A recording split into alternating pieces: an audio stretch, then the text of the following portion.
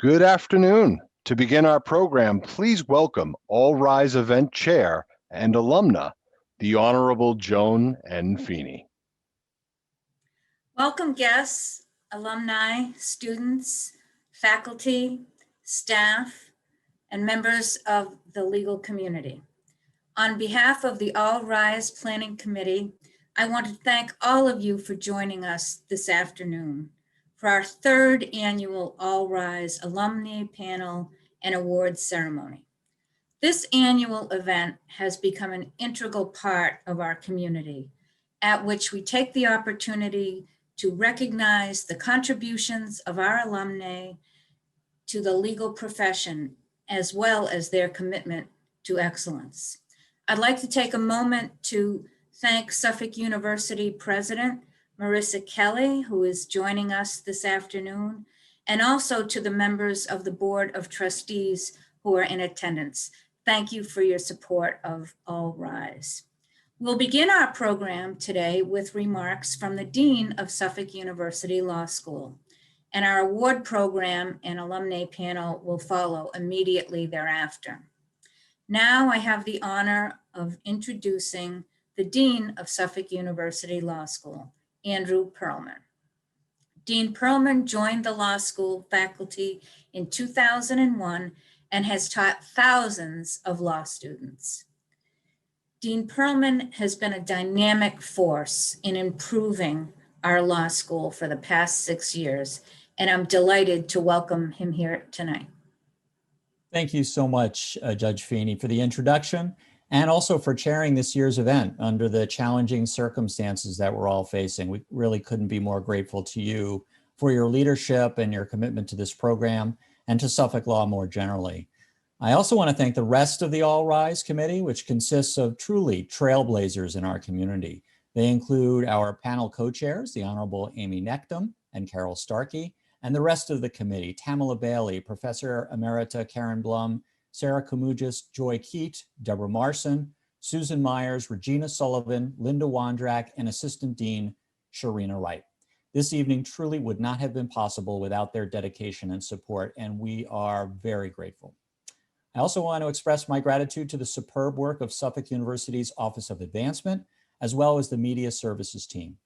And finally, thank you so much to our sponsors. We have 3 platinum level sponsors. They are Kevin Fitzgerald, class of '82, Regina Sullivan, class of '88, and Nina Mitchell-Wells, class of '76. And we also have 2 gold level sponsors, Stanton Dodge, class of '94, and the law firm of Nixon Peabody. Thanks to their generosity and the contributions of many others, we have raised $95,000 tonight. Those funds will support the Catherine Judge Scholarship Fund, which provides invaluable financial assistance to our students to make their legal education more affordable. The sponsorships are also going to support the Law Student Emergency Assistance Fund, which provides emergency funding for students who are facing especially difficult circumstances, such as the loss of a job or an apartment. And it suffices to say that the fund is really important in these difficult times.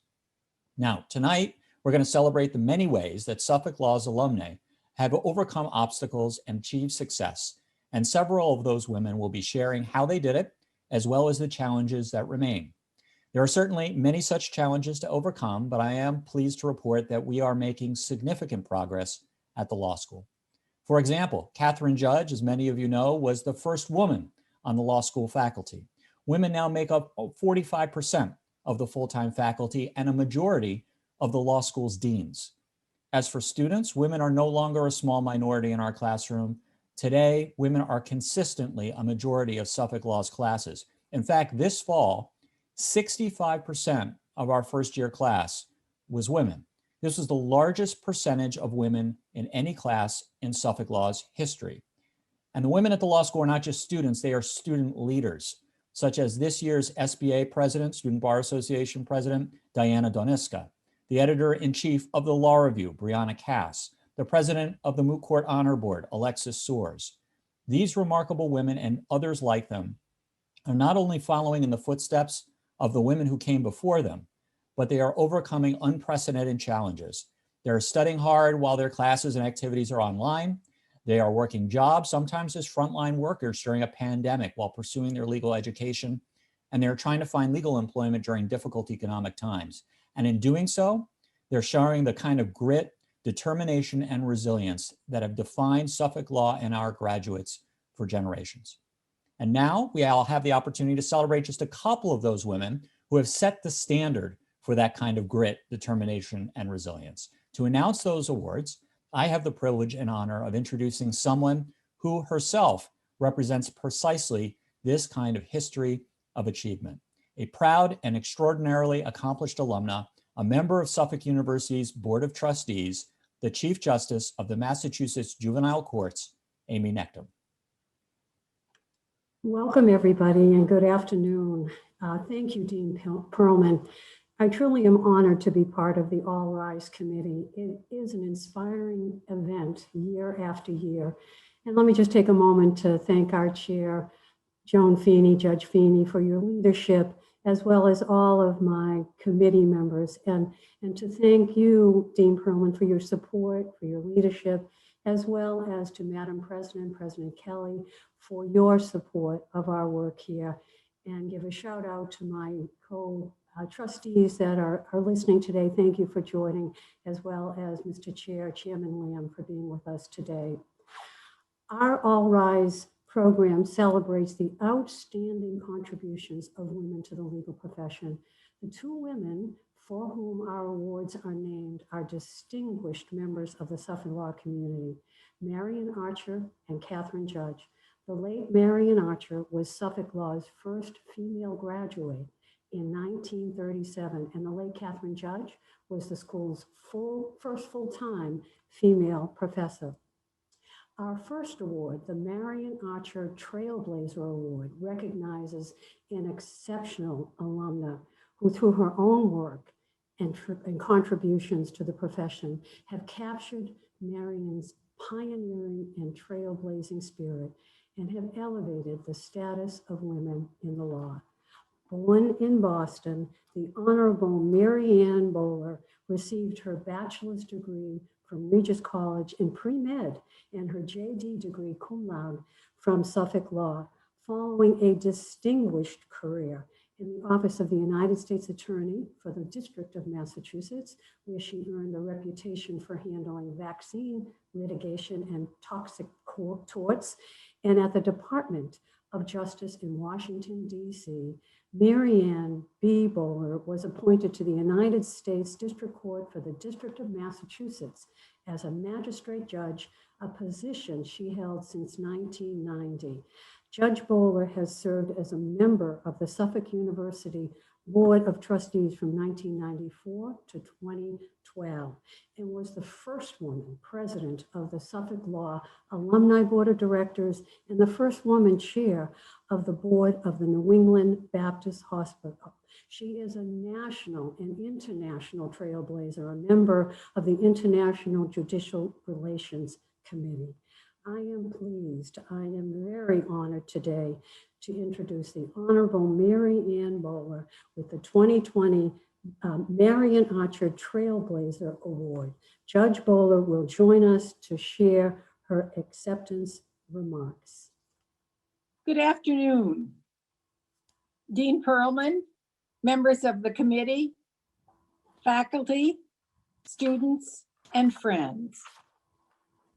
Today, I am truly humbled. The receipt of this award is a really meaningful moment for me.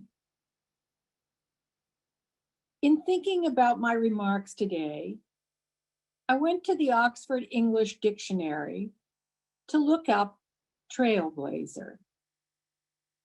It's defined as one who makes new tracks through wild country and leaves a path for others, a path that is not already taken and means risks and creating new directions.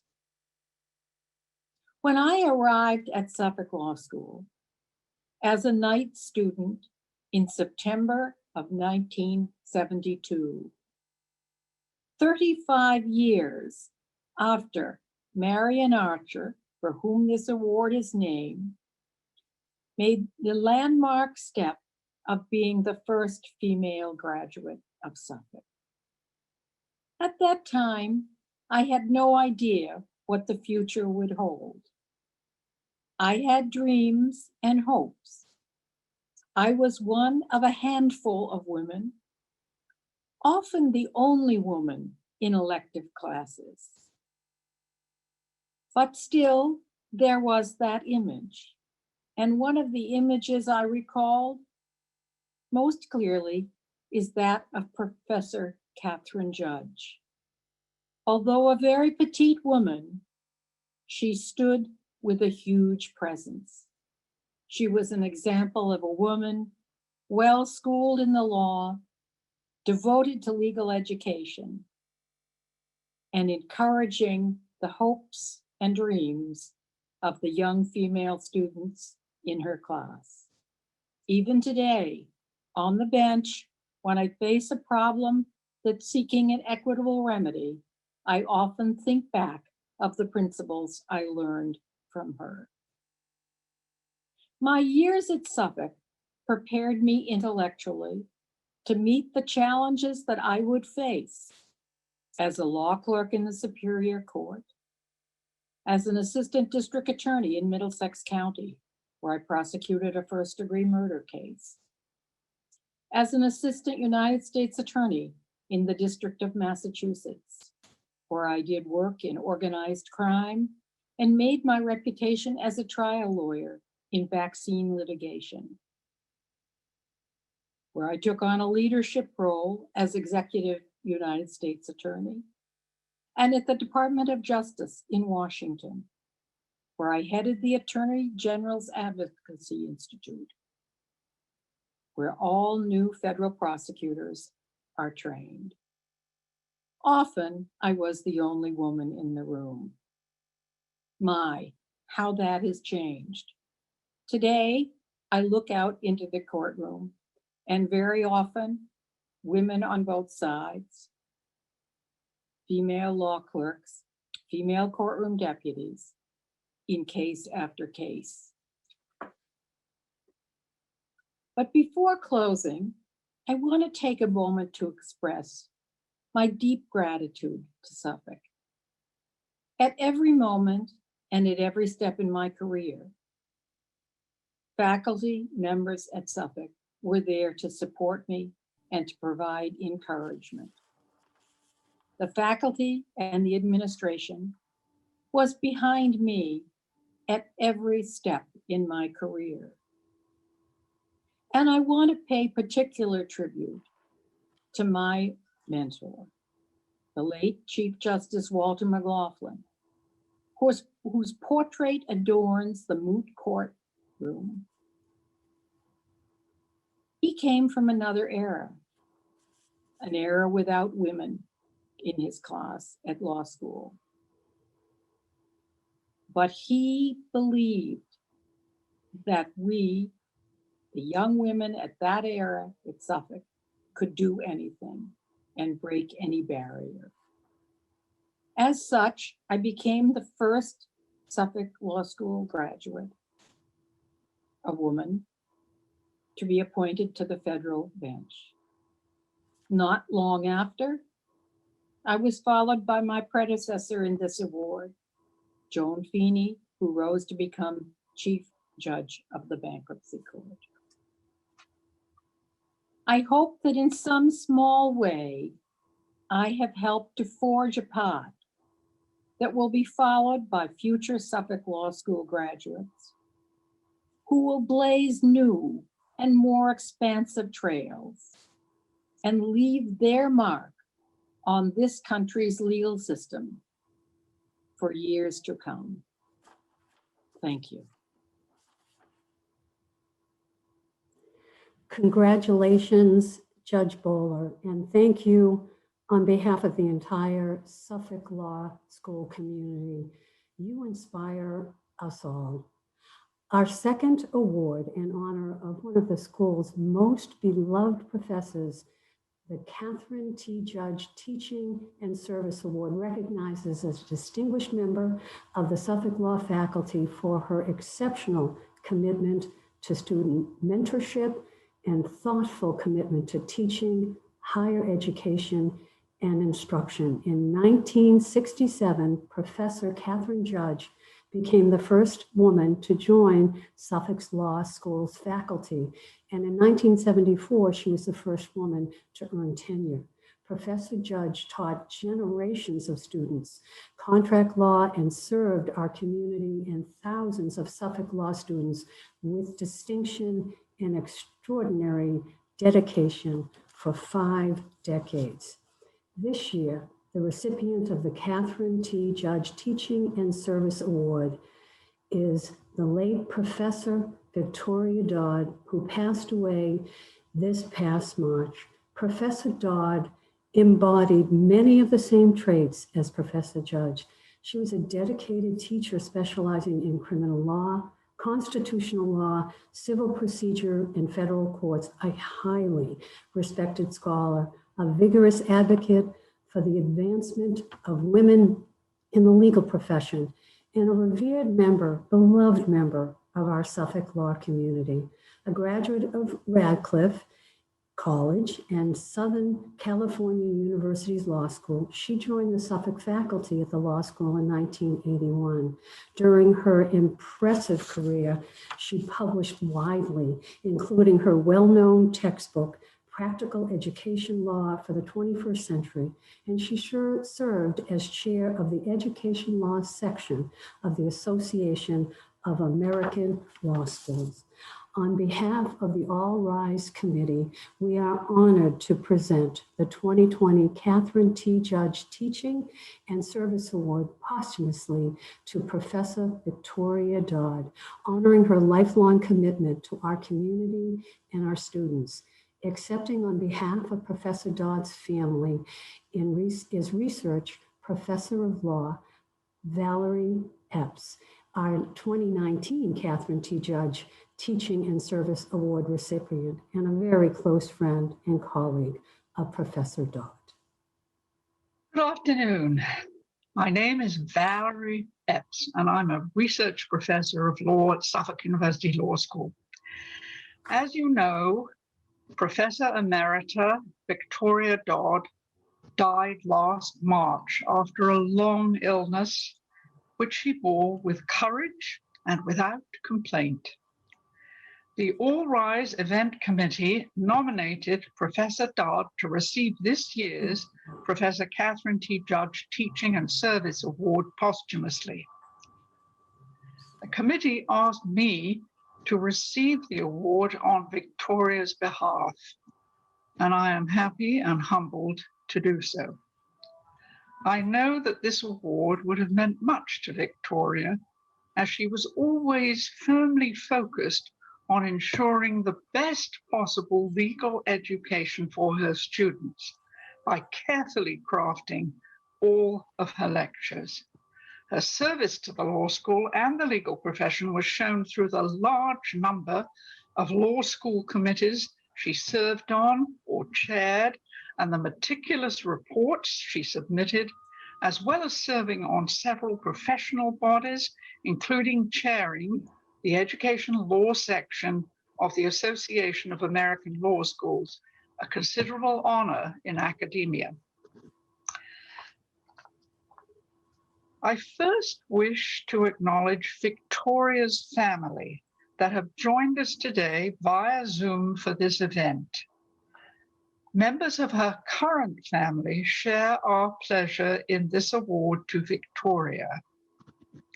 She had 2 brothers who sadly predeceased her, but joining us today are her sister-in-law, Granny Dodd, her niece, Ashley Dodd Debnam, and her nephews, William Dodd, Ryan Dodd, and Devin Dodd.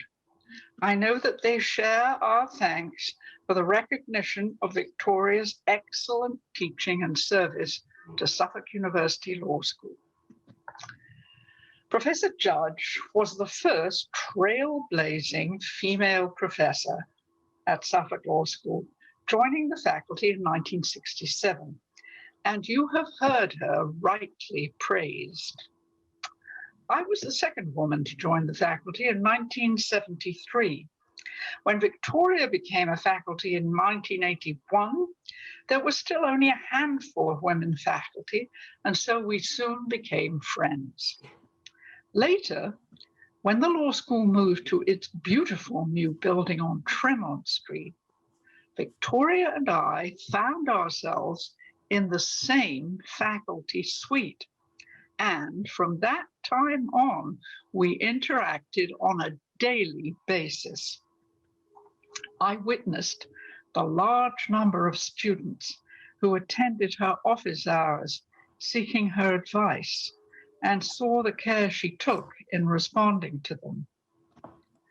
As longtime friends, we shared much fellowship and laughter and interest, including the trials and tribulations of our various efforts at scholarship. She worked for several years on her book, Practical Education Law for the 21st Century.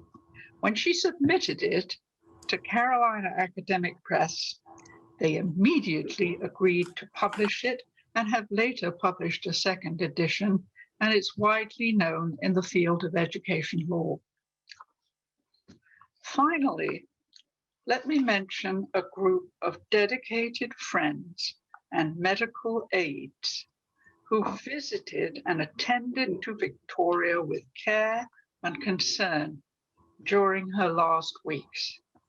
All of them deserve our thanks, especially Professor Emeritus Mark Greenbaum, who was a close and supportive academic colleague and friend of Victoria's throughout her career. He organized a memorial gathering at the Mashpee Cemetery on Cape Cod near Victoria's summer home on September 17th, adhering to all the COVID guidelines. A group of us attended on a sunny, calm day to bid farewell to our friend. Some had known her since her childhood in California. Victoria's stone is engraved with her name, the years of her birth and death, and simply says, devoted friend, passionate teacher, adventurous traveler.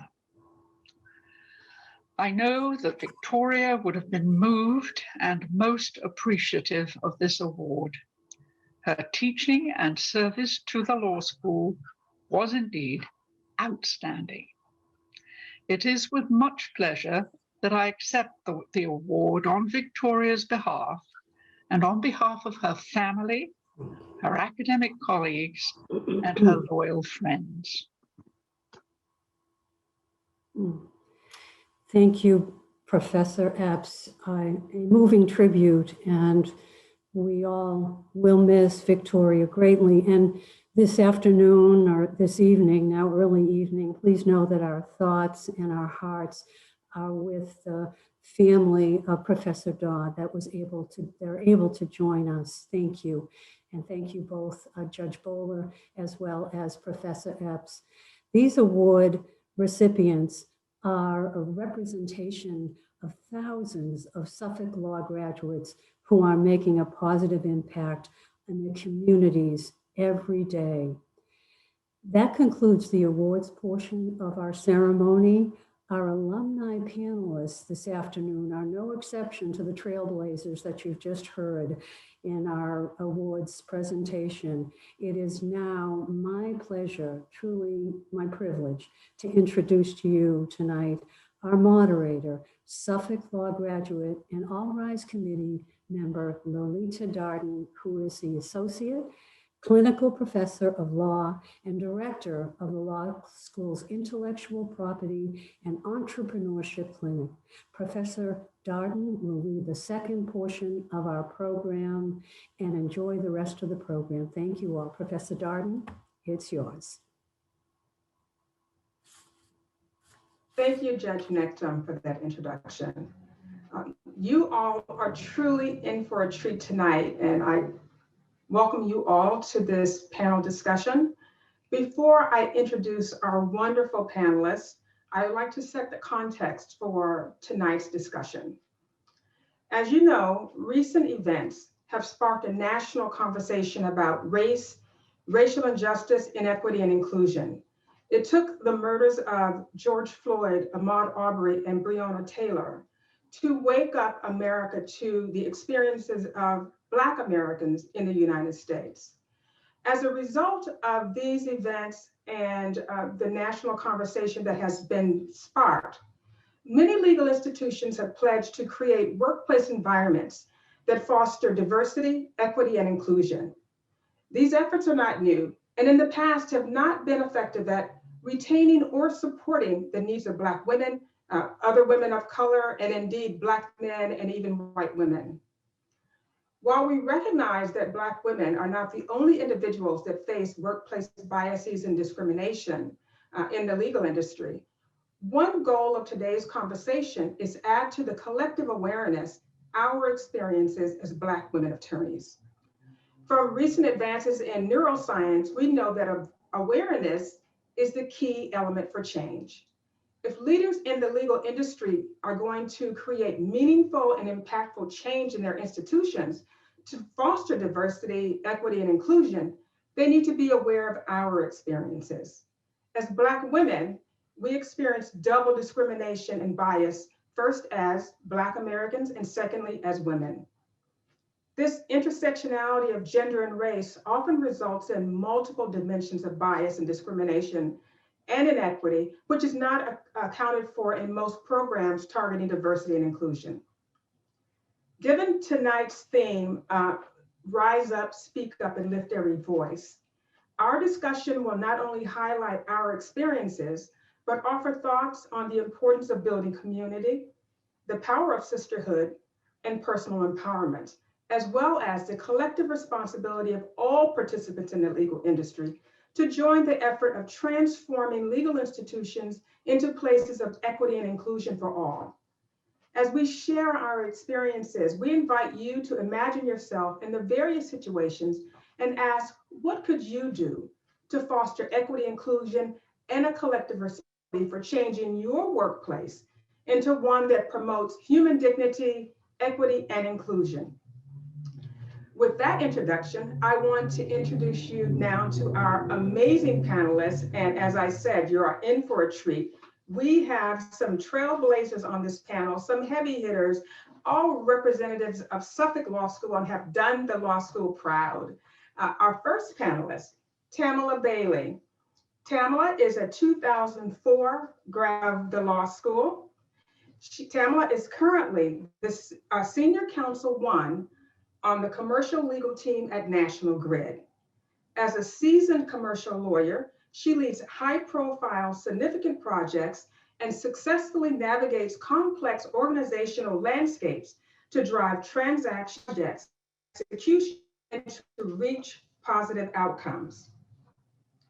Tamela is quite the very busy Suffolk alum. She volunteers her time as an active member of the Suffolk Law School Black Alumni Network. She's also, as you've heard before, a member of the All Rise Committee and responsible for this event tonight. So thank you, Tamela. Tamela is also the 2020 recipient of the Suffolk University Law School Racial Equity Champion Alumni Award. Thank you, Tamela. Our next panelist is the Honorable Stacey J. Forts. Judge Forts is a 1990 graduate of the law school. Judge Forts is the first justice of the Lowell District Court. She was appointed as an associate justice of the district court in 2006. Judge Forts was the regional administrative judge for Region 4, which is Middlesex and Essex counties. She is the chair of the District Court Committee on Race and Ethnic Fairness. Judge Forts also served as Suffolk County Assistant District Attorney for many years before being appointed to the bench. And finally, as they say, last but not least, Nina Wells. Graduated from Suffolk Law School in 1976. Nina served as New Jersey Secretary of State from 2006 to 2010 under John Corzine. During her tenure, she was responsible for promoting travel and tourism, history, arts, and culture, and she was the state's chief elections officer. From 2012 to 2018, having been appointed by Barack Obama and confirmed by the Senate, Nina served as the director of the Metropolitan Washington Airports, which includes Reagan National Airport and Dulles Airports. Previously, she served as president of the Sharing Plow Corporation. She serves on the boards of the New Jersey Institute for Social Justice, the New Jersey Performing Arts Center, and St. Barnabas Medical Center. Welcome to all of our panelists. Ladies, I look forward to our conversation tonight. We have a lot to talk about. So I'm just going to jump right in because that's just how I am. I like to just jump right into things. So I came across, in preparing for tonight's event, I came across a very interesting statistic. And it talked about women, the retention of women in the legal industry. And this statistic said that according to a survey by the Margaret Council Association, that Black women lawyers leave law firms at a higher rate than any other ethnic group or any other, the highest number among women in all sectors of practice. So when I say that Black women lawyers often find themselves to be the only Black woman or the only Black person or one of a few women in a law department, you probably are not surprised by that. I know I certainly was one of the only when I joined my first law firm. And I guess just to sort of lay the groundwork for where we're going tonight, I'd like to hear from you how you dealt with this aspect of beginning your legal careers and even well into your careers. How did you navigate a profession where there was so little diversity? And I'd like to throw this question to you first, Judge Force, because it seems you traveled a different trajectory. Most of us come from law firm environments or corporate environments, but you were able to navigate through and rise to the judiciary. So how did you navigate the path of being one of a few women and probably the only Black woman as you began your career? Well, thank you, Professor Darden. First, I just want to say good evening. Thank you. I am honored always to be a Suffolk alum, but I'm particularly honored to be an alum for events like this. This is an important conversation, and a big shout out to all of the fantastic women who work so hard to put this program together. And it's been a pleasure getting to know my fellow panelists who are all really amazing women and having conversations with them during the prep. I thought a lot about this question, not only given the backdrop of the national conversation that we've been having, as Professor Darden indicated, but also the local conversation that we're having in our legal community right now. Around diversity in our system, diversity in our courts, and there's much to celebrate, certainly. We've come a long way, but we still have a long way to go. And as Professor Darden just indicated, I don't think it comes as a surprise to anyone. Certainly it didn't come as a surprise to me that if you're a professional African-American in any field, whether doctor, lawyer, architect, whatever, that you typically are one of the only ones, and diversity is a struggle, and it certainly has been a struggle for me throughout my career. But I think I've dealt with it different ways at different points in my career. When I think back even to my law school career and college before then, because I think as you move through it and try to reach a certain profession, you're also very often the only one in your school environment. So in the beginning, I think when I started, I was an assistant attorney general right out of law school. The focus for me was hard work and proving myself Anyone who was raised by a Black parent or a Black mother, you know, the saying, you got to work twice as hard as everybody else. As a Black person, as a Black woman, you don't have the luxury of sitting back and not putting the work in. So I focused on that. And then what I focused on was support systems, finding support systems and mentors to help me get further. And then when I had an opportunity later on, when I was an assistant district attorney, I had an opportunity to be the supervisor of the district court department. And part of that job, the district attorney entrusted in me hiring authority. And I was able then to use that to help diversify the office, help recruit others. So for me, what's helped me being one of the only ones in the legal profession is first, a foundation for myself, almost like climbing a mountain and then kind of digging in, and then being able to pull others up along with me, help to diversify in every way I could and mentor. And I've done that throughout my career. And for me, that's how I have really coped being in a field where there's a lack of diversity. Awesome, thank you. And that spirit of heart, I'm sure we all can relate to that. Tamela, what about you? Climbing the corporate ladder, starting out at State Street Corporation, then into National Grid. How did you handle this being in a less than ideal diverse profession? Right. So it was definitely a journey. So thank you for the question. And I also want to thank my fellow panelists. Thank you, Professor Darden, and everyone who has helped us get to this point today. I'm extremely excited and humbled to be on this panel with Nina and Judge Forts. So let me just start by saying, to be a Black professional is often to be alone, right? You said that. Judge Forts said that. I echo everything that Judge Forts said. Most white collar positions are in environments where we are in the racial minority.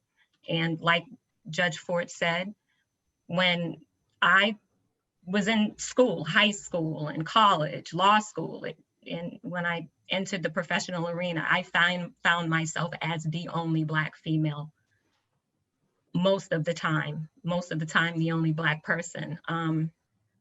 So when I started my career, my legal career, I was actually one of 2 Black attorneys at State Street, and State Street is a global company. So figure that. And in my group, I was the only Black female. When I changed employers and moved over to National Grid, I was actually one of 3 Black attorneys and one of 4 Black employees in the legal department. And at that time, our legal department was over 100 employees. So in my office, which is here in Waltham, there's over 60 people in our legal department, and I was the only Black attorney in that whole legal department. So, so right, that goes with the theme of what we're talking about. So, you know, it was challenging, and one of the biggest challenges I think I faced was, I faced a bunch of challenges, but one of the biggest challenges was just lack of knowledge and experience, and just not having anyone to teach me and to teach me self-advocacy and you know, how to even think about promotion and pay equity and bonuses and assignments. So my first legal job, I was hired and brought in actually at the lowest level. I was given a title that I never even heard of, and others didn't hear. They didn't recognize the title either. Most junior lawyers would be brought in as associate counsel. So I wondered why my title was what it was. And I noticed that my colleagues' titles were vice president and counsel and vice president and senior counsel. And so I didn't want to make waves. And I just said, you know what? I have a job. I've made it into the legal arena. So, you know, another white female attorney who, just like me, just graduated from law school and was hired, and she was given the title associate counsel, which is usually what junior attorneys are given when they're hired. That wasn't even my title. I'm not even going to tell you what my title was because it was embarrassing. So, so I said, okay. And she had associate counsel, and a year and a half later, maybe, she was promoted to vice president and counsel, while I continued working hard and proving myself and didn't get promoted. So I noticed other attorneys coming in, getting the title vice president and counsel, and they worked at firms for 2 years after law school. I was more junior. When new attorneys came in, I would train them. And so, you know, I just wish I had someone to stop me and say, listen, you know, this isn't right, or someone to relate to, someone to talk to. I didn't have that. I quite honestly don't think I really learned a great deal in that period. It took years because as Judge Forts explained, you know, you have to build a community of support and network. And so as I built that community and met more people, I was able to learn, you know, that I was making half the amount of my colleagues, that the assignments, a lot of the projects I was working on wasn't building my knowledge and experience arsenal the way that it should have been. So I'm working hard, I'm working long hours, I'm trying to prove myself, and actually that didn't pan out that great. And you know, one point that I want to make is I didn't have anyone to speak to initially. I mean, I did meet people along the way and grow that network and have folks to talk to about it. But I also didn't have anyone internally to speak up for me. I didn't have someone at the table or in the meeting saying, well, what about Tamela? Why isn't she getting promoted? So I think my career suffered because of that experience. And we hope, Tamela, thank you for sharing and being so honest.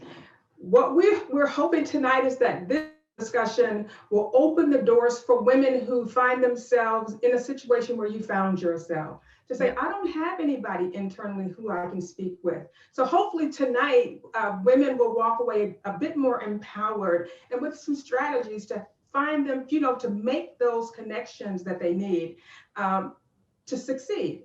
And so, Nina, I'd like to just hear from you. Tamela talked about not having the support system within. She talked about some challenges she faced. You took a different track. You were the Secretary of State, so you sort of played in the political arena a little bit. Can you tell us a little bit about, one, how you navigated that career path, and what were some of your biggest challenges, and how did you overcome them? Okay, well, thank you so much. And I'm just honored to be here tonight with this distinguished panel and this amazing program. But let me just go back and start with and give you a little background in terms of how I was sort of introduced to the legal profession. I became a corporate lawyer because Jimmy Carter was president. And he said to corporate America, I want corporations to look like America. So I was hired along with 3 white women, 4 women, into an all-white, all-male legal department. So it was baptism by fire.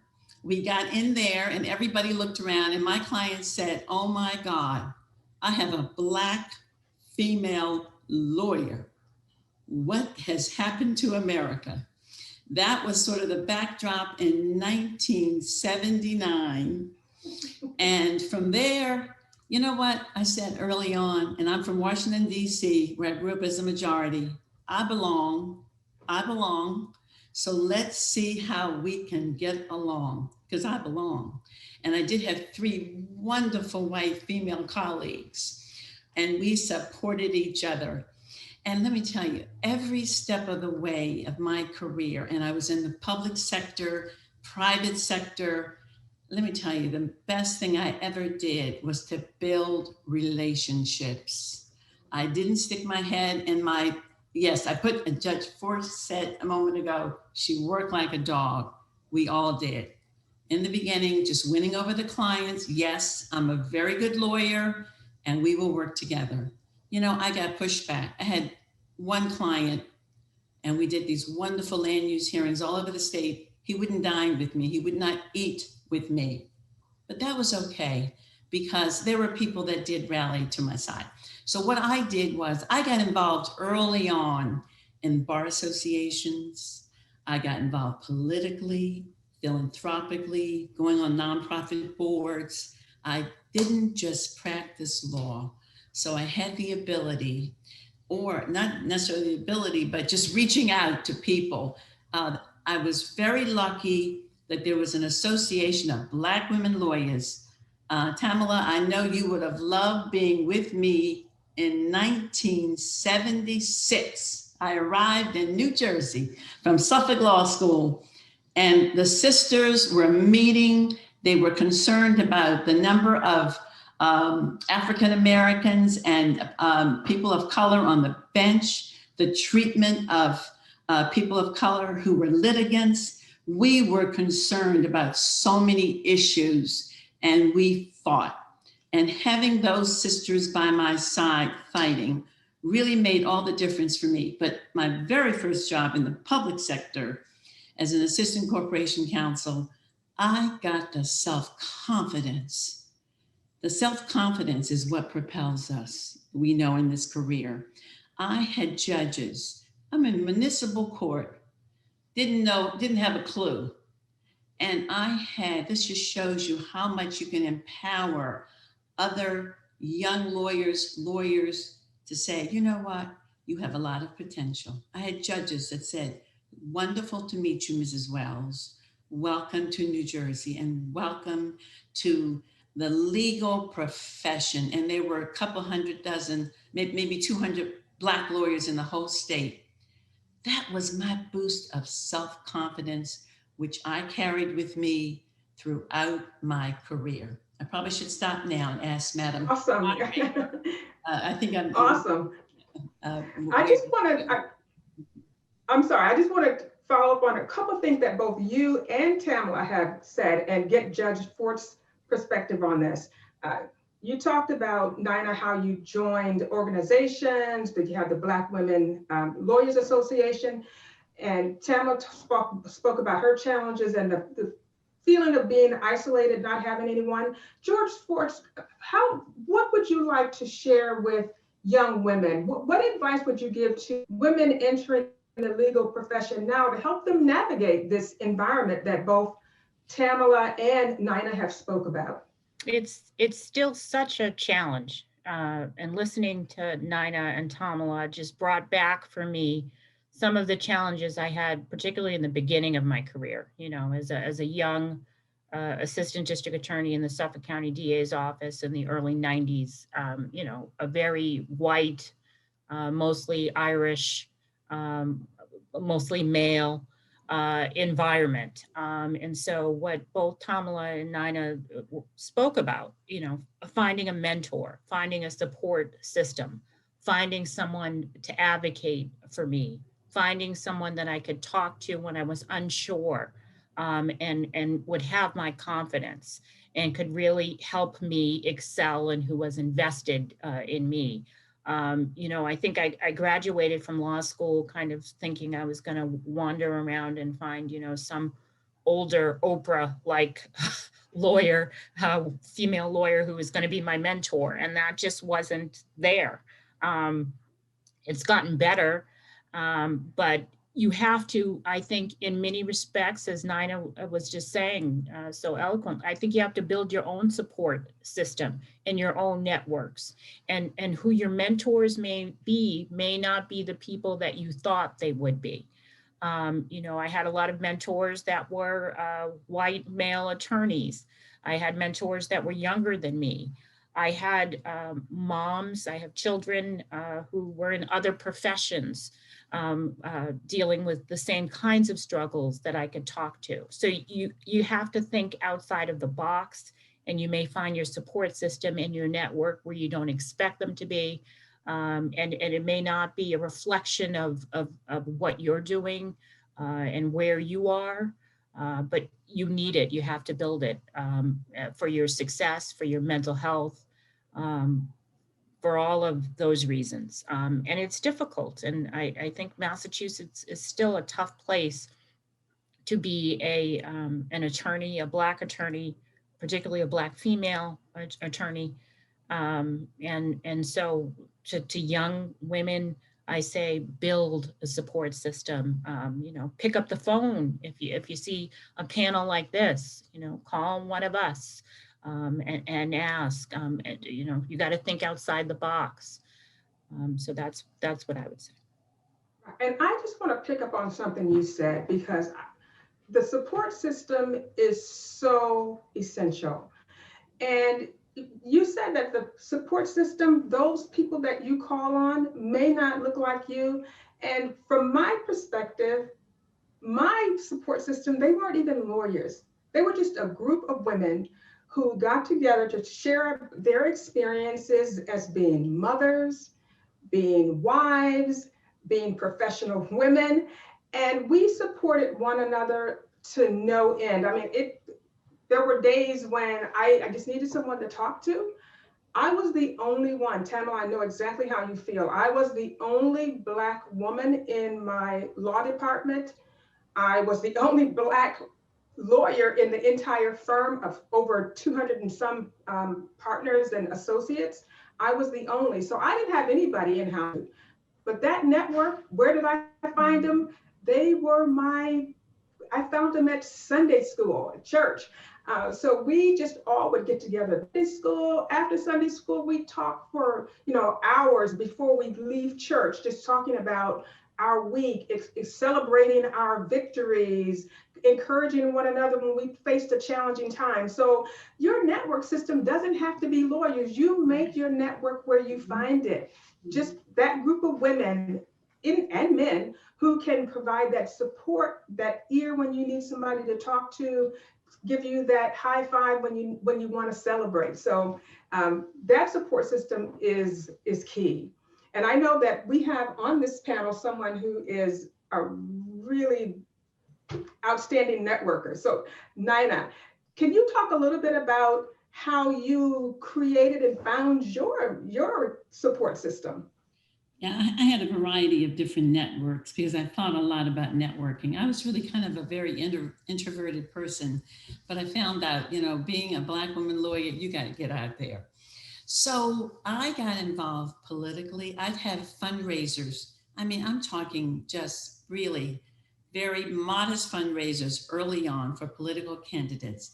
The people that I would meet that would come to that, who knew what door they could open. I got on boards of nonprofits because you never know who you're sitting next to. Don't think you have to do all of this at once. I had 2 children. When I first went into corporate law, I had 2 children under 2. And I was asked by the Vice President of Personnel to get involved with the United Way and help them decide how much each organization would get. So I went sort of on the community circuit in terms of looking at these organizations. People that I met were phenomenal. You never knew who you were meeting. And if they had a black tie event, invite me. I wanted to go. You didn't know who you were going to meet. Then I started a group, and there were 10 of us. And our only goal in life was how we could help one another professionally. We called ourselves Power and Influence. And we had investment bankers, lawyers, doctors, tech. I remember the techies that were just great who had finished business school only a few years before, but they had a network. So I was like, okay, I can introduce you to my network. You introduce me to yours. I don't care what kind of an event it is. It can be a jazz festival. Invite me. And then when I get there, walk me around through the crowd. You take the business cards, you follow up with notes. I would say relationship building was, believe me, like I said, I had 2 kids that were 2 years apart, juggle them. I had my first child and my first job at the Corporation Counsel's office. Second, when I was at the phone company, I juggled all of that with a husband who was a trial lawyer, trying cases, living in hotels. So if I could do it, you can do it. You don't have to do all of it at once. You take it in pieces. You meet someone and you just say, you know, who do you know and where do you network? Especially, you know, for the lawyers, go to the bar events. We had a minority bar association in addition to the Black women's. New Jersey is very progressive in that regard. Oh, yeah. We got to know all the other lawyers. We would have a fundraiser for like Unite Negro College Fund, and we'd invite everybody. You know, we had legislators coming, senators coming, and you rub elbows at something like that.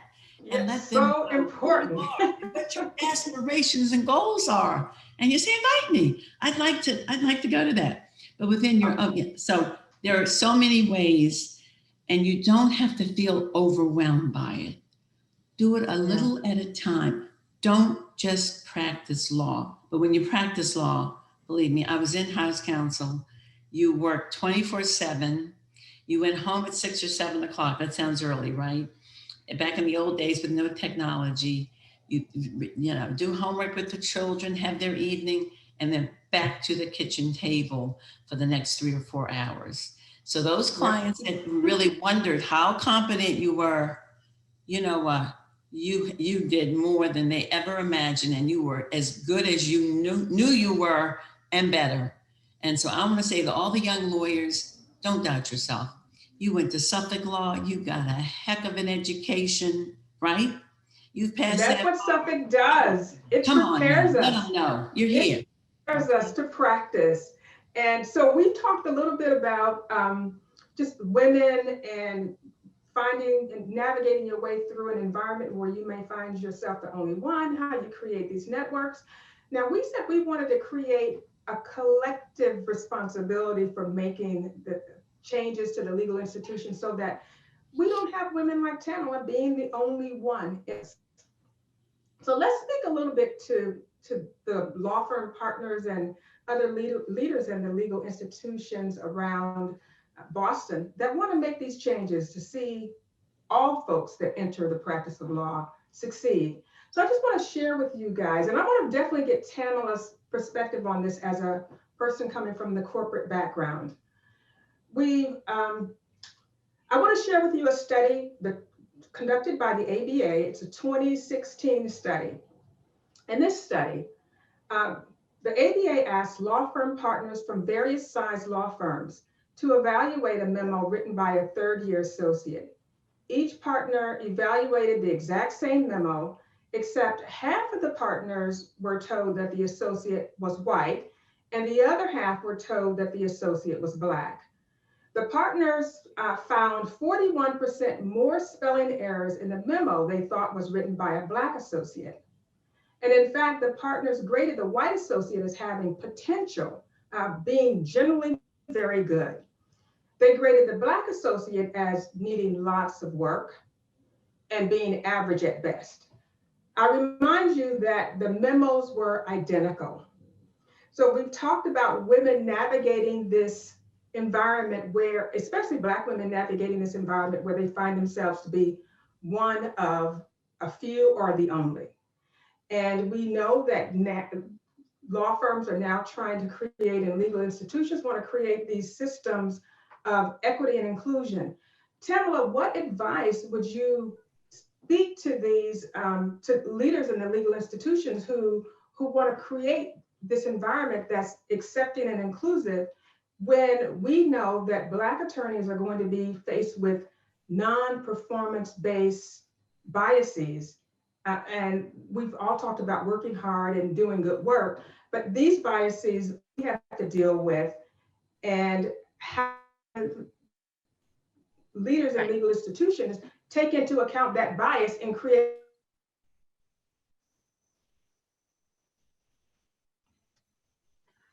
So programs that foster diversity. Thank you, Professor Darden. So unfortunately, this problem is not exclusive to the legal industry, as you know. For Black people, this type of treatment starts very young, right? This is the perfect example of unconscious bias. Think about how much that could impact a person's life in the life of his family or her family. That treatment could impact his review, performance, and his reputation among the partners. It could directly impact his pay. I'm saying him, but he or she, that person's promotional opportunities, project opportunities. So I think this is the perfect example of unconscious bias, and I advise that organizations require more than just unconscious bias in diversity and inclusion training. Unconscious bias needs to be transformed. Employees have to own their behavior and need to be educated, I think. I think it requires training on the history of racism, training on systemic racism, training on how actions and practices contribute to and perpetuate racism. We all have been socialized, so to speak, to think and behave a certain way in society. Our society is founded on racism and continues to operate by racism. So as a result, our values and beliefs and opinions and misconceptions and stereotypes, which probably played a part in how they graded that associate, it all plays a part in how we behave, and it's deeply rooted in a system that we need to address and we need to unlearn. So training is required and should be mandatory. Like I said earlier, we go to these unconscious bias trainings and we learn that we have unconscious bias. We learn that we have implicit bias, but then what do you do with it? You need to transform it. You need to be educated on how to behave differently. So organizations have to have policies that hold people accountable. Again, they have to make these trainings mandatory. And I think people are ignorant to the things that we do normally, and quite honestly, the things that we do naturally, because quite honestly, racism is normal in our society. So once you're taught and you've been enlightened, then you're responsible for treating people with dignity and respect. So I'm of the school that when you know better, do better. Yes. Amen. Amen. I have to put that in there because you've just spoken a word. And Judge Forbes, do you have any thoughts on this, particularly coming from the perspective of the judiciary? Sure, absolutely. So I agree with everything that Tamela said. I would take things a step back, though, when giving advice to legal institutions. I heard somebody say once, diversity is an invitation to the party. Inclusion is an invitation to dance. And I think there's a lot of invitations to the party, but not an invitation to dance. And what I mean by that is I think that legal institutions and corporations are trying in many respects to diversify. But what does that really mean? I mean, it's one thing to ask somebody to sit on a committee or sit on a task force to study a problem like that. But if they're just sitting there as diversity dressing, and you're not asking their opinion or getting feedback, then you're not being intentional about inclusion. And you can't solve a problem like this unless you're intentional about inclusion. I chair a committee in my court department on race and ethnic fairness, and this is a problem that we've tackled. But one of the things that I do when I'm chairing the committee is Nina, what are your views? Professor Darden, what are your views? Tamela, what are your views? Because that's what makes any legal institution better, is that intentional inclusion of thought and idea. And one of the things that we've done in the judiciary, in my court department in particular, on the issue and question of unconscious bias, is not only have we done the training and the study, we've also redrafted our jury instructions to include instructions for jurors on unconscious bias that are now used in our court department. But that started with the intentional inclusion of folks to discuss a problem like this. It wasn't just having a bunch of diverse folks around the table, it was getting feedback from them in order to fix a problem like this. And I don't see enough of that going on in legal institutions. There's not enough invitation to dance, which I think is the problem. I love that analogy, invitation to dance. Nina, I have something to add to that. If I could just Yes. jump in for 1 second and just say, because of my age, I have really seen what has happened with legal institutions for many, many, many years. And I'd like to see a system whereby, and maybe in some cases you are evaluated on the level of diversity that you are able to adopt for your institution or your organization. If you're a partner of a law firm, how many people who are diverse have you promoted? Have you mentored? Have you walked through the process where they can become a partner? If you're at a corporation, how many diverse candidates have you pushed and really helped to really advance their careers? That should be the basis for your evaluation. That should be one of the very important criteria. The other thing is the pipeline. The pipeline is so narrow for African-American women and men. It's so narrow. What do you do about that pipeline? What criteria are you using to evaluate whether a lawyer will be successful? Are you looking at other tangible things and intangible that make a difference in their ability to practice? Most lawyers and law firms are not rainmakers. They're not. They are service attorneys. How do all of those white service attorneys get promoted? And the Black ones who may not be rainmakers or not? That should be a basis for very, very strict evaluation of what you're looking at in terms of the pipeline people and in terms of what are you doing to really promote diverse candidates.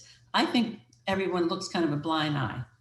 I believe it's an invitation, as Judge Forts just said, it's an invitation to come and talk to us and let's see what you can do. We know what we can do.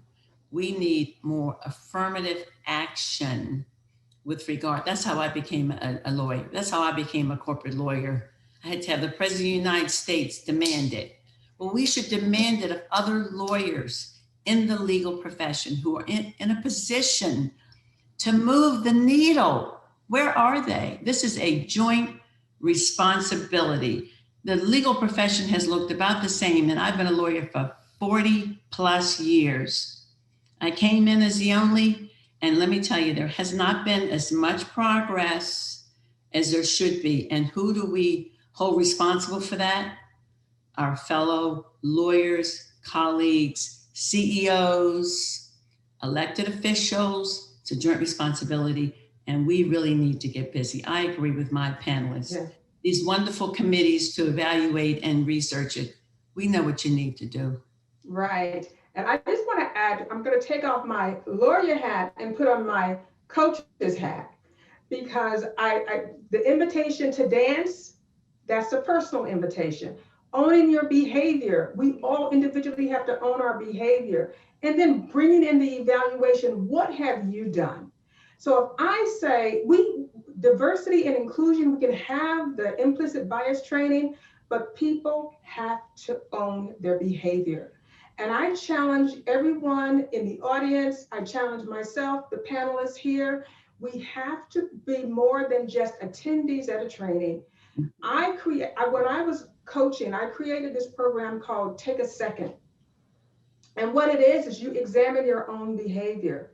You stop, evaluate, choose.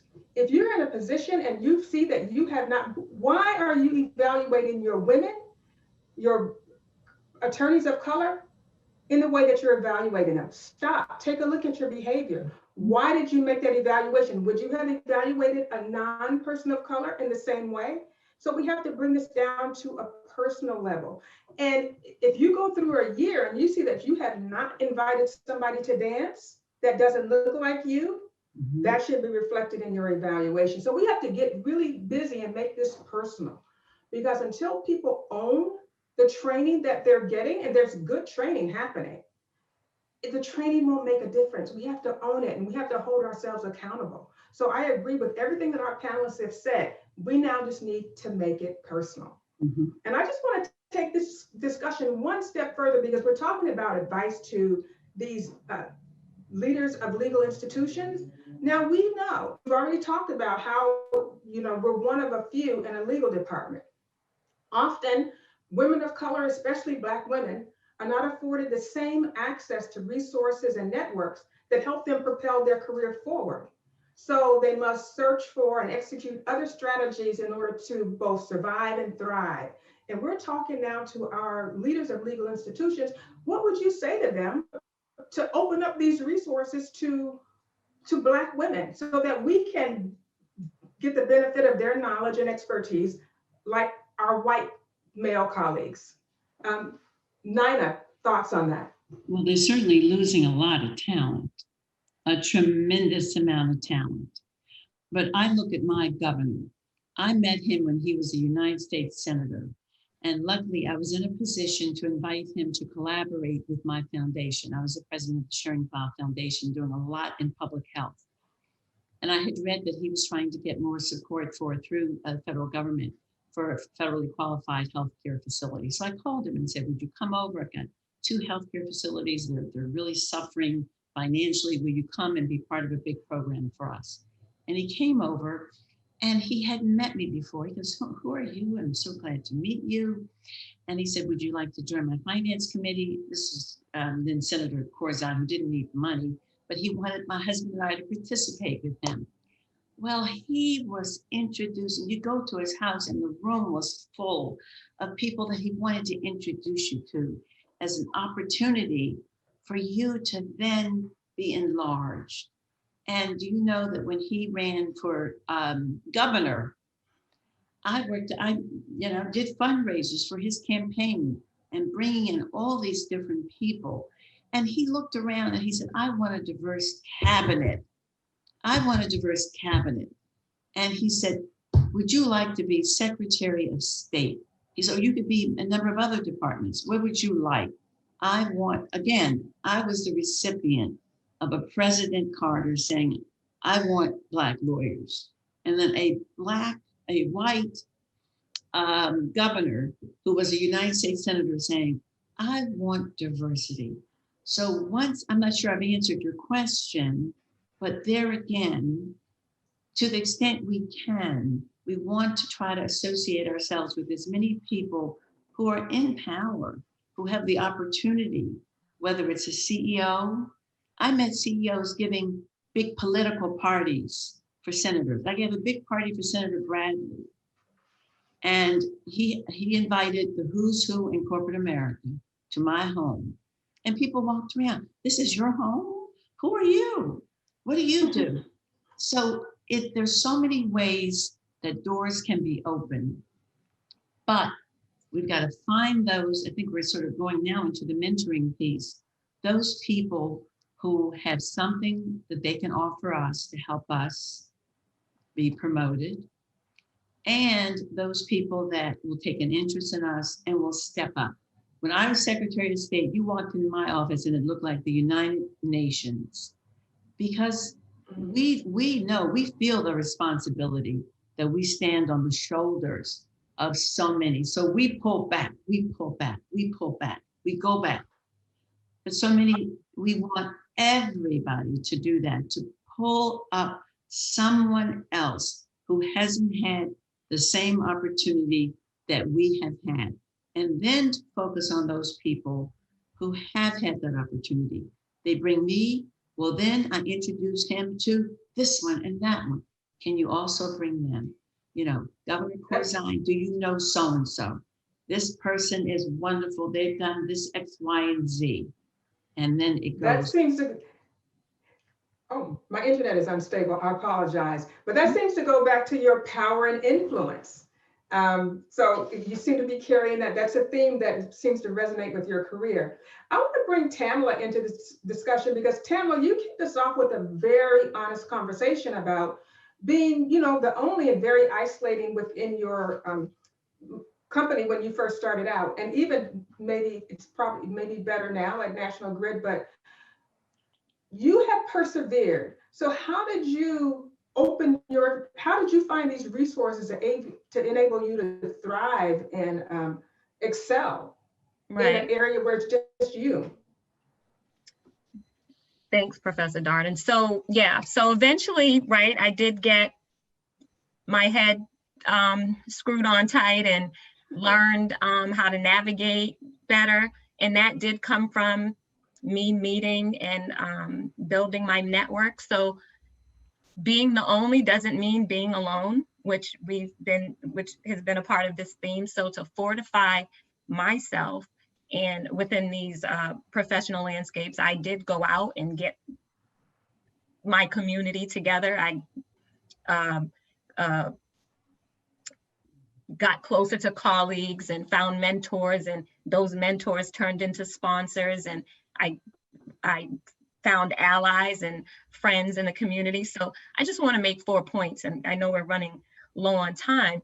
So yeah, I didn't just stay there. I did work hard, and part of that was I was making sure to also learn my craft because I didn't have any previous experience. I was a very junior attorney coming over from the business area, and I didn't have the opportunity to do any kind of internship. So I found allies. I cultivated a sponsor or sponsors, and I found people who were like me.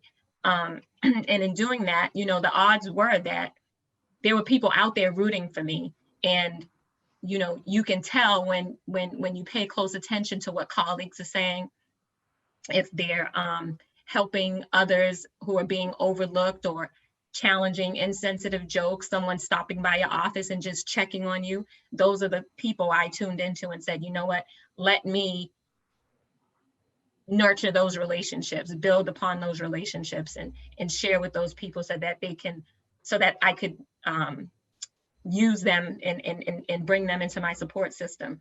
And then I learned, you know, I have to cultivate sponsors. I have to find people who will take my file into the room, or when they're at that calibration table, mention my name.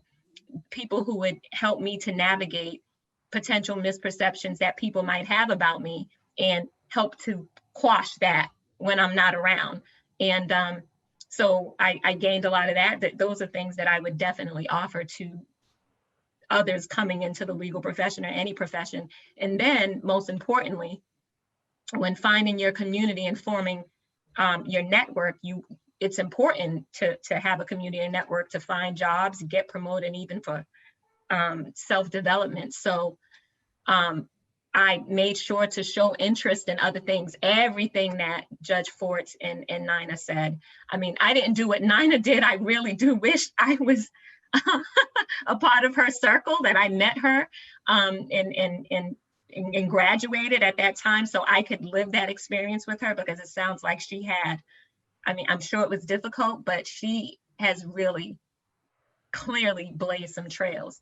But, you know, I set up lunches, I joined book clubs, I joined affinity groups and professional groups, definitely bar associations. But I think one very important point that Judge Forts and Nina brought up, our job is not only, our job in making sure we're not alone is making sure that we're also not the only, right?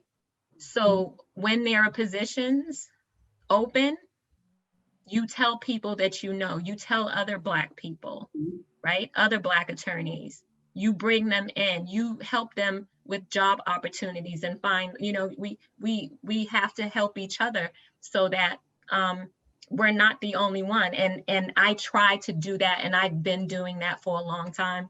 When I was at State Street, as junior as I was, every time there was an opening, I would send in resumes of other Black lawyers. And finally, I got one other Black woman on that team before I left. Yes. In my We current all get to be. Yep. And sorry, so I just want to say, in my current job, I did the same thing. She just started on October 4th. I've been the only Black until October 4th. see, this is what we do. This is the power of sisterhood. Ladies, this has been such a good discussion that we're running toward our question and answer time. I'm sure the audience is like, chomping at the bit to ask you ladies some questions, but I have one more question that I want to get your reaction to. If you could go back and talk to your new lawyer self, what advice would you tell that new lawyer in order to be successful as a practicing attorney? And I will start with Schwartz. I love this question. I would tell my young self or young attorney, jump. I think we are so fearful. It's like we're walking on a tightrope sometimes. We're so happy to have been let in the door and to be given this opportunity. And that's fine, but I think sometimes that restrains us from taking chances and moving forward and raising our hand. Men raise their hand all the time for things that they're not qualified for. They jump, you sit there and you think, really, you're going to apply for that? And they don't hesitate.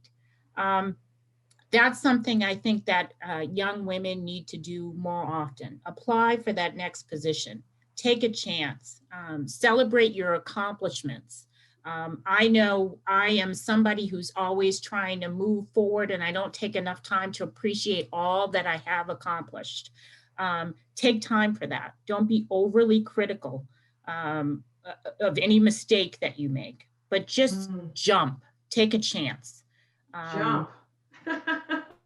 Tamela, what about you? Words of wisdom you would give your young lawyer self? Well, I would certainly tell her to speak up sooner. Yeah, I would tell her to speak up and not accept anything less than she deserves.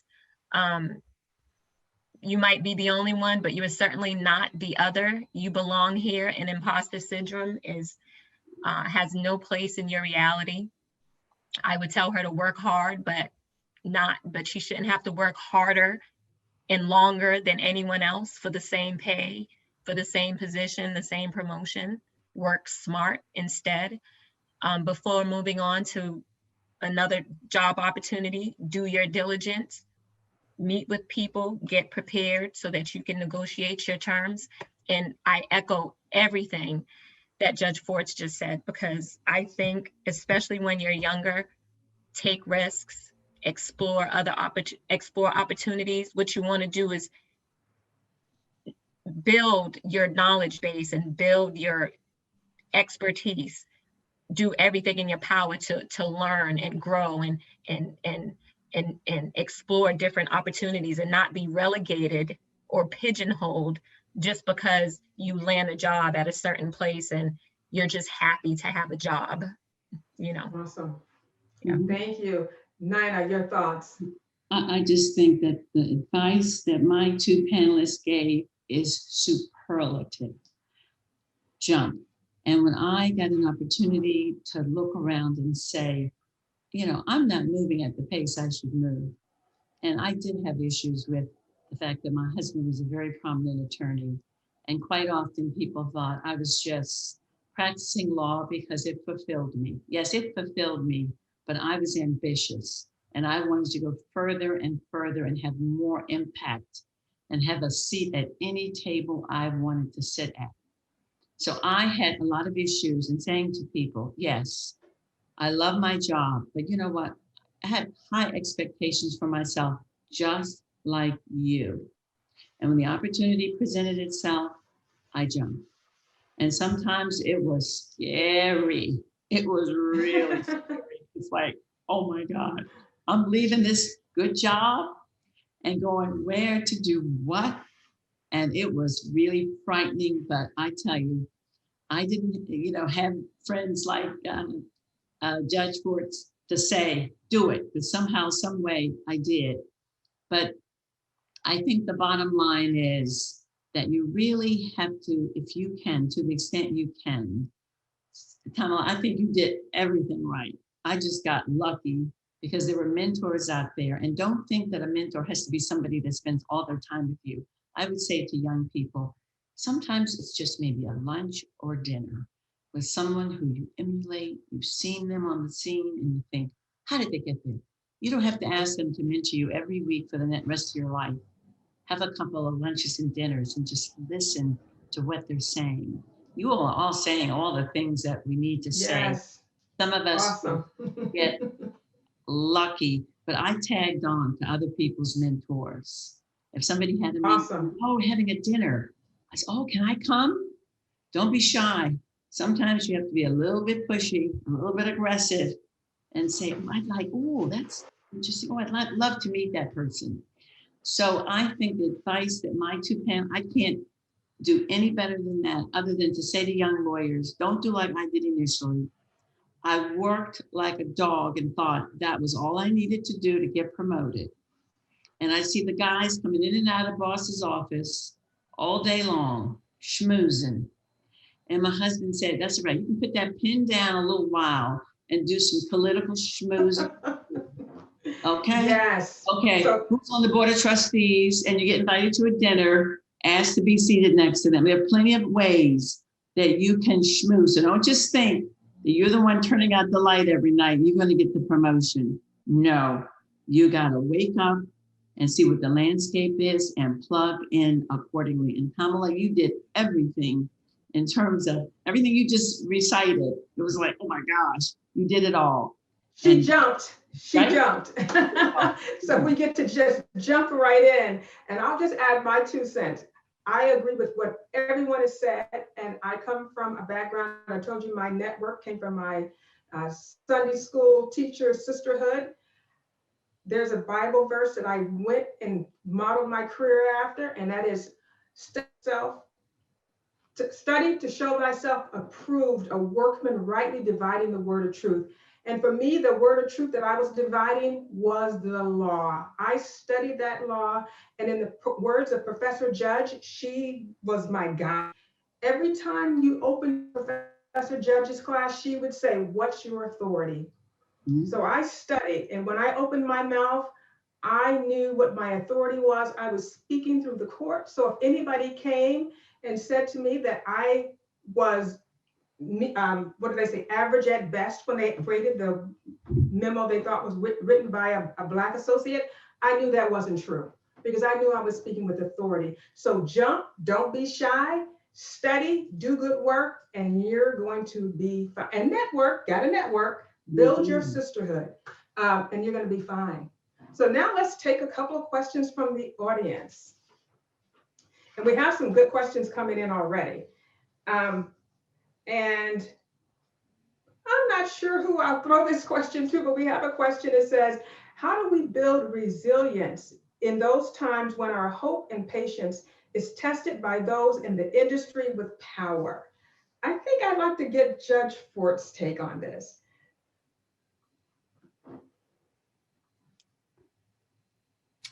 So I am a student of history. So one of the things that really kind of nourishes my soul at times like this, and I'm not in my lobby now, so unfortunately you can't see, and I see Nina and Professor Darden have some great artwork where they are. My lobby is filled with my heroes, Rosa Parks, Thurgood Marshall, 6-year-old Ruby Bridges, going into school, books. I nourish myself with my ancestors' struggles that they went through. All of that gets me through tough times. And reading and what others have walked through has always helped me get through the toughest times from as in my career on a daily basis and getting to this point. So that's one of the things that helps me. Anyone else want to comment on that? How do you build resilience in those times when your patience is tested? I think I really do agree with Judge Forts that we see so many women, Black women, women of color, who have had odds far worse than anything we could ever describe. And look at the way they have gone through it with grace and dignity. So I think that's what really propels me too. And also trying to surround myself with people who are very positive and give you a level of self-confidence. I mean, there's nothing worse than coming out of a meeting and you know that you just got beaten up so badly and people are rude and disrespectful. But one thing I never tolerated was disrespect. That gave me resilience, I'll tell you. I went to a contract negotiation one time in a big law firm, and I had just taken one of the courses. You know, you put your outfit on and you sit at the head of the table with your document. And a white partner at a law firm in Philadelphia, which will remain unnamed, took my document and threw it at me and said, "What do you think this is?" And I said, "It's a document we're going to use or we will not have a deal." That gave me resilience. And you know, my clients backed me up 100%. By the end of the day, they said, "Let's walk. We're not going to take any disrespect." That gives me resilience. And then I have a team of clients who back me up. That's power. That's a beautiful feeling. Wow. But that's a relationship building thing that took a long time. But thank you so much for sharing that. I have a question I want to throw out to Tamela, because I think that you will be able to speak to this. How can you engage women across color lines who want to build sisterhood, but are afraid of talking about race? You know, you do a job creating your network. Tamela, any thoughts on expanding our network? Sure. So, with that question, I'm thinking of a quote by James Baldwin, when he says, you know, not everything that is faced can be changed, but nothing can be changed unless it is faced. So I think we need all hands on deck to interrupt this systemic racism that's a part of our society. So if we're gonna reach across color lines, we want the participation of women of other races and women of other of color to participate, because I think it's essential. So I think to bring them in and to invite them is to invite them to this type of discussion. I think this discussion is very organic, quite honestly. It sounds like a fireside chat, or you hear some folks talking in the Starbucks, right? And you're just listening in, and that's what you want. You want this like natural, organic type of exchange, because I think people will be more comfortable if you can invite them into that discussion and have these kinds of race dialogue, so to speak, right? So we can share resources and training. We can start book clubs and have watch parties, because there's certainly a lot of materials out there for us all to take a look at and have a discussion about. And I think we can share our experiences, and if you feel comfortable doing that. I understand that these conversations are difficult and exhausting, of course. And also, I think Black people grapple with this expectation by others to educate them, and we can do that, but that's not our job, of course. But education is necessary. So I would say, we need to understand that there's an ignorance and a fear, not ignorance in a bad way, but people just don't know. They don't know how to reach out, and that other women, other people likely need to be educated, and also have to overcome that fear of saying the wrong thing. But quite honestly, the flip side of that is Black women, Black people have to overcome that and understand, right, that people might say the wrong thing. And having these kind of tough conversations, it's new. And so I think we just have to overcome that. People are going to say the wrong thing, but Black women also have to understand that as long as it's not malicious and it's not reckless, we can get through it, but definitely not allow fear to be the reason that we do nothing. We can't allow fear to be the reason that we do not engage others or invite them into this. And I think both you and Nina, and even Judge Ford said, you know, your allies, your mentors, yours, and in this case, your sisterhood, they may not be comprised of people that look like you, but we have to reach out. As you said, Tamela, it's all hands on deck.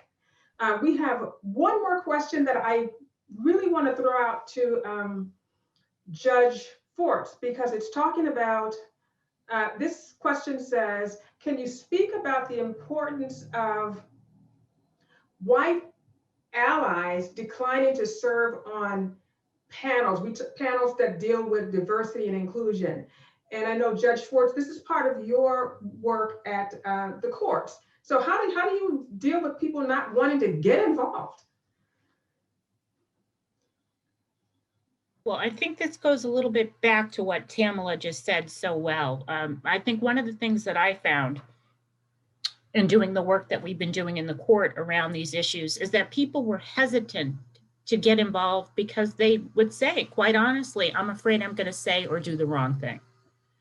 And I think once you eliminate that, there is no wrong thing that you can say or do. The only thing that you could do is not to participate, not to be all hands on deck, as Tamela said. And when you put that out to people, it changes the dynamic.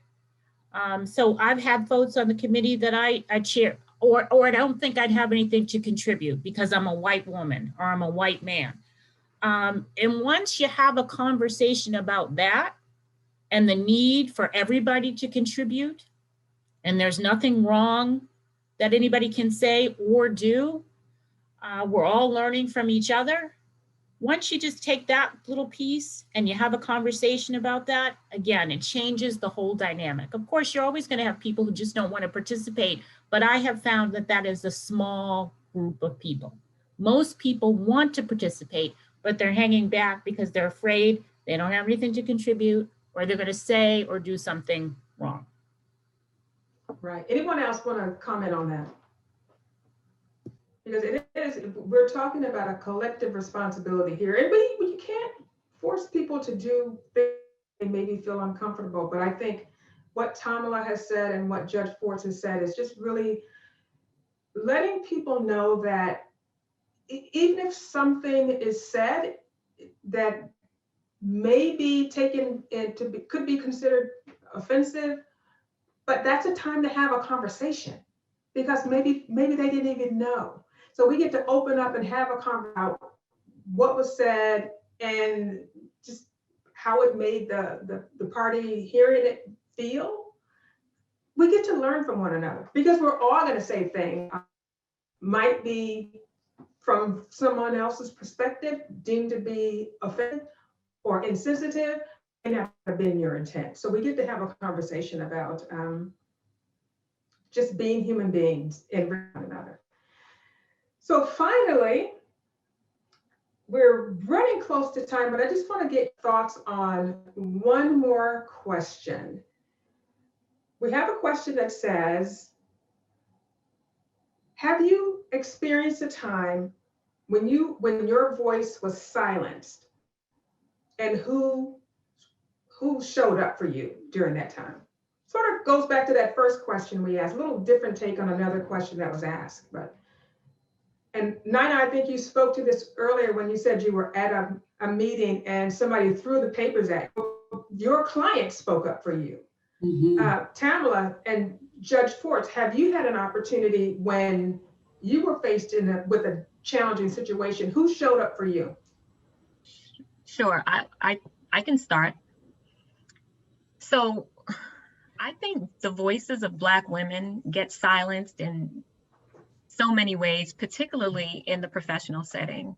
Mm-hmm. And one way that our voices are often silenced is by racial gaslighting, in my view.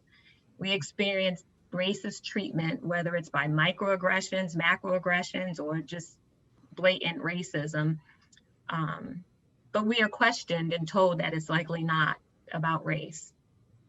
And I just want to tell people that when you've been discriminated against throughout your life, you recognize racism in an instant. It's like a sixth sense that we have. So when people turn around and ask us to prove if it's really true, it's a bit upsetting, especially in situations where it's obvious. At least it's obvious to us. So I had a situation, and I'll be quick, where I was a young manager. I worked at State Street, worked on the second largest client relationship. And we used to travel a lot, and we used to travel with the client team and do team building. And this one time we traveled up to New Hampshire to do a team building activity, and we would stay at this inn. And when we arrived, they had double booked. And so they said, well, you guys are going to have to like double up in the rooms. And so I said, okay, that's fine. I've been working with my team members at State Street for years now. So I figured they just, pair me with someone that I knew. And when I got to my room, opened the door, there was someone that I didn't know. It was a Black woman. And she worked for State Street, but in a different area. And so I wasn't that familiar with her. And I said, okay. And so we were the only two Black women at the team building. So when we got back to the office, I spoke to my vice president. I said, what was that all about? I'm disappointed. I'm hurt. You're going to put me in a room with someone I don't even know. And she said, oh, no, that wasn't it. It was, it was innocent. We thought you knew each other. And I said, well, why wouldn't you ask me first? Why wouldn't you put me in a room with someone I work directly with every day? People I break bread with and hang out with. I was a young professional. So she said, no, it's not that. Don't worry about it. And kind of just brushed it under the rug. I went to my manager. He did the same thing. So the head of the trust asset management department it was Bell South at the time, the head honcho, a white female senior executive, called my vice president and manager and told them how disappointed she was that she saw what happened and it was wrong. She noticed it, and she said, that's not how you show that you value your employees. Mm-hmm. And, she spoke to me and she said, Tamela, I don't support it. And she also told them she wouldn't be surprised if I didn't file a claim against them. So that's a perfect example of when she was my ally. She showed up for me. Awesome. Judge Forrest, anything you'd like to add? Just to echo what Tamela said, I think as clearly as Black women, our voice gets silenced often, and there can be disrespect. Was it Malcolm X that said the most disrespected person is the Black woman? But I have found, though, very often I've had to stand up for myself. And that what often happens is people, in an email will pull you aside or something and says, I agreed with you. I should have said something, but I didn't say something. So that's what happens more often than not. But I think as young women, again, giving advice to them, it happens and it continues to happen. And no matter what level you are in your profession, and you have to stand, you can't wait for somebody to step in for you. It's nice to have an ally. It's nice to have somebody speak when your voice is silenced, but more often than not, you're going to be the one stepping up and speaking up. Awesome. That's great. One last word about that, excuse me. And so often you get talked over in meetings and you're so infuriated. So you bound to go back and I loved our Vice President-elect, Kamala Harris, during the debate. I loved it. I'm going to remember to use this. I'm speaking. I'm going to go to my corporate meetings and say, I'm speaking. Yes, I'm a Black woman, and listen to what I have to say. I'm gonna use that whenever I just get talked over repeatedly, and your idea, somebody else says it, a white man says it later, and everybody's, woo, what a good idea. Okay, so I'm speaking. That's my new goal. Awesome. Ladies, thank you so much. Sadly, we have come to the close of this panel hour. We've received so many good questions. So to the audience, thank you for submitting your questions. We apologize that we didn't get a chance to get through all the questions, but perhaps this to the need to continue our discussions at some point in the future. I just want to give some closing remarks for some themes that that I tracked throughout our discussion. And actually starts the discussion, Dean Perlman talked about grit and resilience. Had Judge Bowler speaking about being the only one when she first joined her when she took her first legal job. So now we've heard throughout the discussion with these awesome ladies about the importance of hard work, pulling together, creating that sisterhood, creating that network that will support you. So it's important not to be the only one, and don't limit yourself to support systems that look like yourselves. Reach across the aisle and build those relationships with people with white women, with other women of color, even men. We had men in our support. If you're a man of color, particularly a Black man, you might be the only person in the only Black man in the organization. So they need support as well. So get involved, create those mentors, get out there, find your mentors where you can. Nina talked about joining bar association. She started a bar association. She also did networking. I found my network just with my everyday activities, going to church. So create those support systems where you can find them. They don't have to be elaborate, and they don't have to take a lot of your time. We're all learning how to use Zoom now. So if you just find 2 or 3 people that you want to network with, have a Zoom meeting so that you can start to build your tribe. I love Nina's thoughts about power and influence. How can you, no matter your station, how can you influence the careers of others? You're networking, bringing somebody else. So it is this mentality, this shared mentality of, if I succeed, you succeed, because lay the groundwork. And finally, young women, in navigating your careers, just jump, speak up, and know that you're not alone, because you're going to have your tribe. It's all hands on deck. Thank you so much. This was a fabulous, fabulous discussion. And sadly, you have to close. So I'm going to now turn things back over to Judge Feeney, who will offer some closing remarks for this wonderful, wonderful event. Thank you, Professor Darden, and to our alumni panelists for your outstanding presentation today. You have inspired us and enlightened us, and we're grateful. Thank you to Dean Perlman and Chief Justice Nectum for their participation in today's program. Thank you to the members of the All Rise Planning Committee for their work over the last 9 months in choosing this timely topic, in selecting these wonderful panelists, and thank you to our attendees and sponsors. I'd also like to thank the Suffolk staff, Nancy Galindo Rodriguez, Anna Maria Muller, Allison McManus, Matt Borello, and Brian McDermott for their expert planning and production of this program today, especially challenging as a virtual program.